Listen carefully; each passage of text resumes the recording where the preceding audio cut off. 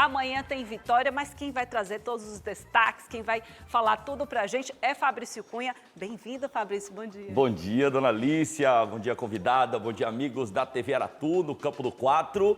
Pois é, rapaz, o Tricolor de Aço joga hoje contra o Cruzeiro. O jogo acontecerá em Minas Gerais. Mas a gente começa trazendo os gols de ontem pela Série A do Campeonato Brasileiro, jogos que interessaram principalmente o Vitória, os gols na tela para você.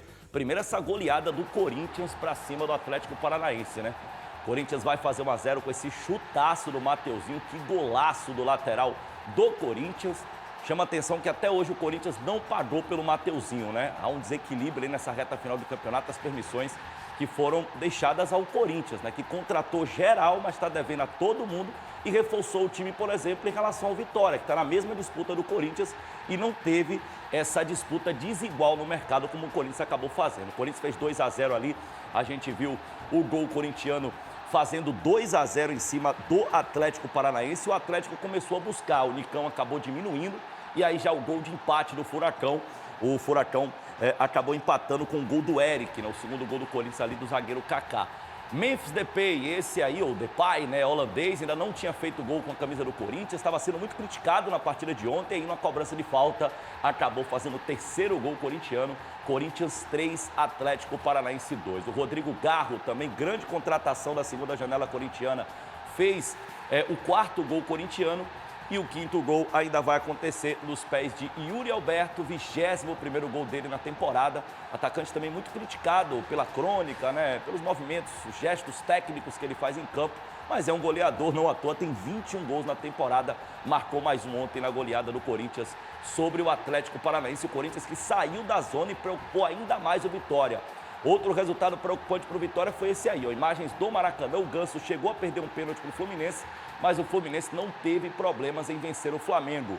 O Lima, ex-Fortaleza, acabou fazendo o primeiro gol e depois o Fluminense fechou com o gol do colombiano Joe Arias. E aí o Fluminense fazendo 2 a 0 em cima do Flamengo. O Soldado está aqui preocupado, nosso cinegrafista que torce para o Vitória, porque os resultados, Lícia, foram terríveis para o Vitória. Olha a classificação como é que ficou, principalmente nessa parte de baixo da tabela, com a goleada aplicada em cima do Atlético Paranaense. O Corinthians foi a 32 pontos, estava com a mesma pontuação do Vitória. Olha a pressão que joga para cima do Vitória. O Atlético Paranaense entrou na zona, está com 31, só que o Atlético Paranaense tem 2 jogos a menos em relação ao Vitória. Então, é um cenário muito preocupante. E o Fluminense, que estava com 30 pontos coladinho no Vitória, venceu o Flamengo e foi a 33. Ou seja, Fluminense e Corinthians conquistaram pontos importantes nessa luta para escapar do rebaixamento. E o Vitória vai extremamente pressionado para o jogo que acontecerá amanhã no Barradão, às 4 da tarde. É inegociável para o Vitória ter que vencer. E a gente falou durante toda a semana, né, Alicia? O Vitória não terá Alejandro. Sim. Optou por não pagar a multa de R$1 milhão. O Janderson será o seu substituto. Deu entrevista coletiva ontem e está muito confiante a melhorar os seus números com a camisa do Vitória. Não é isso, Rodolfo Raggi? Comprado junto ao Botafogo por R$5 milhões, Janderson foi a contratação mais cara do Vitória no ano. Em campo, os números estão longe de agradar o torcedor do Leão. Em 22 jogos, 11 como titular, contribuiu apenas com uma assistência e um gol diante do Fluminense no Rio de Janeiro, após bela jogada de Zé Hugo. Contra o Bragantino neste sábado, o camisa 39 é nome certo para substituir Alejandro, artilheiro do time na Série A, com 7 gols. Estou trabalhando bastante, estou feliz que eu vou entrar de titular. E vou entrar bastante focado, que eu vou buscar meu objetivo, que é fazer mais gol. E estou treinando bastante para isso acontecer naturalmente na sequência de jogos. Na 17ª colocação, o Vitória precisa vencer para deixar a zona de rebaixamento. Na sequência, o Leão vai encarar o Fluminense, outro time que briga na parte de baixo da tabela. E para esses 2 duelos, nada melhor do que contar com o apoio da apaixonada torcida, que deve lotar o Barradão. Eu convoco toda a torcida aí que a gente vai precisar dentro de casa, né? Porque a gente tem um objetivo de buscar 6 pontos dentro de casa, esses 2 jogos. Essa torcida traz amor, paixão. E eu tô aqui de braços e alma para abraçar a torcida. E eles me abraçando também, vai ser excelente. E aí, Fabrício, será que Janderson resolve, hein? Tem que resolver, né? A pressão é grande, a gente viu aí Corinthians e Fluminense vencendo, né? Melhorando as suas pontuações, então Vitória precisa vencer e o Janderson tem que resolver. Caio Leone falou sobre o atacante do Vitória que tem essa missão difícil de substituir o Alejandro. Amanhã, às 4 horas da tarde, o Vitória enfrenta o Red Bull Bragantino em um jogo importantíssimo, confronto direto. O Red Bull Bragantino é o 13º colocado com 34 pontos, o Vitória é o 17º com 29. A Vitória precisa vencer as duas partidas que tem e começar pelo Massa Bruta, que não tem jogadores importantes. Não vai poder contar com o goleiro Cleiton, com o zagueiro Lucas Cunha e com o centroavante Eduardo Sacha. Mas o jogador John, que foi inclusive descoberto nas categorias de base do Palmeiras, estará em campo, volta de suspensão. O rubro-negro não vai poder contar com o Alejandro. E a equipe que entrará em campo vai ter Janderson como titular. Mas se a gente comparar com o jogo contra o Juventude, o Vitória conseguiu vencer a equipe de Caxias do Sul com essa mesma formação. É bem verdade que naquela ocasião o Janderson não fez uma grande partida. No meio de campo, a volta do Felipe Machado, que tem capacidade de construção. Vitória precisa ter um entendimento que, se for marcar pressão, vai ter que ter muita qualidade nesse tipo de comportamento, porque o Red Bull Bragantino é treinado para sair dessa pressão. E é uma equipe que pressiona muito. Então o Vitória vai ter que ter um entendimento de como sair jogando para não fazer com que o adversário tenha chances claras perto do seu gol. O jogo é dificílimo, mas o Vitória tem totais condições de vencer e deve confirmar o resultado positivo por conta do momento que vive e também do momento muito negativo que o Red Bull Bragantino tem demonstrado na temporada.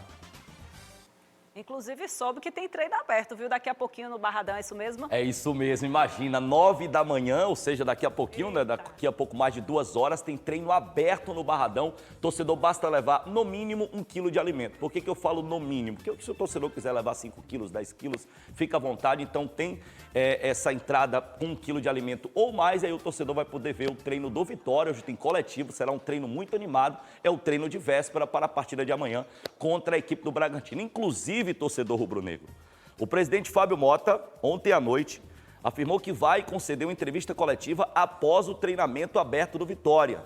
Há quem diga que ele pode trazer uma novidade em relação a Alejandro. Será que pagou a multa ou vai pagar a multa e o Alejandro vai para o jogo? Que reviravolta. Que reviravolta, mas a princípio a gente vai contar que o Janderson, que estava aí na matéria, será o titular amanhã contra a equipe do Bragantino. E os outros titulares, está aqui a escalação do Vitória. Antes, a informação do Lauan, teve um edema muscular, vai ficar de fora. Ele é reserva, jogador da base, mas como o Alejandro talvez não fique à disposição por conta da questão da multa e o Janderson seja o titular, o Lauan seria o reserva imediato. Qualquer problema que tivesse com o Janderson durante o jogo, ele seria o reserva imediato, então é baixa para o jogo de amanhã, dificilmente ficará à disposição. A escalação agora sim na tela, a gente vai ter um time com o Lucas Arcanjo no gol, o Raul Cáceres continua na lateral direita, né? O Lepo volta a ficar à disposição, mas não deve ir como titular, então o Raul Cáceres mantido na lateral direita do Vitória. Miolo de zaga com Wagner Leonardo e Neres, lateral esquerda com Lucas Esteves, meio campo com Luan Santos, a volta do Felipe Machado, mas acho que o William Oliveira está brigando por posição, então eu gero essa dúvida aí entre o Felipe Machado e o William Oliveira, além do Mateuzinho e no ataque, Gustavo Mosquito,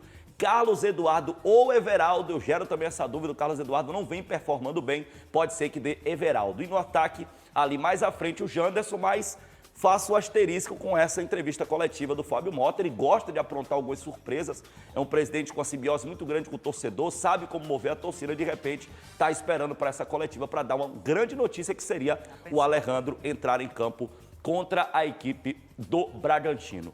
E o Bahia, hein? 200 milhões para o seu novo CT. Imagens de onde ficará o CT do Esporte Clube Bahia, provavelmente na região da Avenida Orlando Gomes. A informação que chegou ontem do repórter Rafael Seixas é que o local está comprado, 200 milhões de reais, e o Bahia fará esse CT para melhorar a logística, né?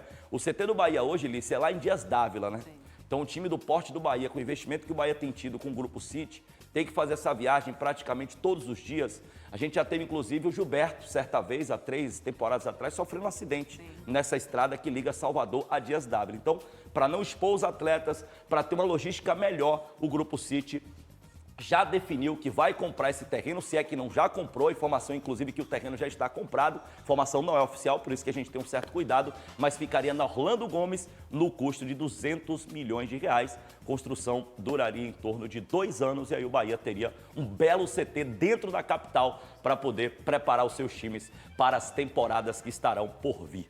E o Bahia vai ter muito dinheiro nas próximas temporadas, a expectativa é bem alta do Tricolor de Aço, que hoje encara a equipe do Cruzeiro, jogão em Minas Gerais. O Bahia precisa voltar a vencer a Série A do Campeonato Brasileiro para continuar brigando no G6. Não é isso, Rodolfo Raggi? Foram 13 dias dedicados a folgas e treinamentos. Nesta sexta, o Bahia vai entrar em campo para enfrentar o Cruzeiro, adversário direto por vaga na Libertadores da América, já que o Esquadrão de Aço, sétimo colocado com 45 pontos, tem apenas 2 a mais que a Raposa. Acho que são confrontos, são jogos muito importantes, né, que a gente precisa pontuar, né, a gente teve uma semana boa de trabalho, né, então a gente tem que estar preparado para que a gente possa fazer o nosso melhor e buscar esses 3 pontos. Duelo também entre 2 treinadores da nova geração, Rogério Ceni e Fernando Diniz. No histórico geral até aqui, Diniz leva melhor contra Ceni, já que das 11 partidas entre eles, venceu 6, empatou 3 e perdeu 2 vezes. O Bahia, que vem de derrota para o Flamengo na última rodada, terá os desfalques do lateral direito Arias e do volante Caio Alexandre, suspensos. Gilberto e Iago Felipe devem ser os substitutos. O tricolor também conta com retornos importantes, como o atacante Biel, que volta após lesão, e o capitão Everton Ribeiro, que estava suspenso. Após servir a seleção brasileira nas eliminatórias, o meia Matheus Pereira volta a ficar à disposição do time celeste. Contra o tricolor baiano, o camisa 10 busca encerrar um jejum de gols que já dura 3 meses. Tá aí, né? Um Bahia que vive a pressão de ter que vencer o Cruzeiro nesse confronto direto. O Cruzeiro tem 43 pontos, o Bahia tem 45 pontos. O Bahia é o 7º, o Cruzeiro é o 8º, ambos lutando aí para chegar no G6 e arrumar uma vaga na Taça Libertadores do ano que vem. Caio Leone falou sobre a importância do jogo, os problemas do Bahia, os problemas do Cruzeiro e esse encontro que acontece hoje no Mineirão.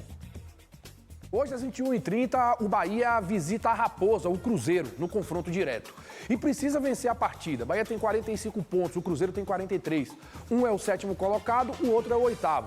Se o Bahia vencer, pode abrir 5 pontos de um oponente direto. Só que tem um detalhe. O Cruzeiro de Fernando Diniz ainda não venceu nenhuma partida sob o seu comando e tem desfalques importantes. O jogador Matheus Henrique e também o Lautaro Dias. Do lado do Bahia, que não tem o Santiago Arias, Gilberto vai ser o jogador a substituí-lo, mas com características diferentes. Fez 13 jogos no Campeonato Brasileiro da Série A e marcou 1 gol contra o São Paulo. A outra baixa é Caio Alexandre, que deve ser substituído por Iago Felipe. Só que tem um detalhe, Iago Felipe no Campeonato Brasileiro da Série A jogou 7 partidas e a média de tempo é de 10 minutos.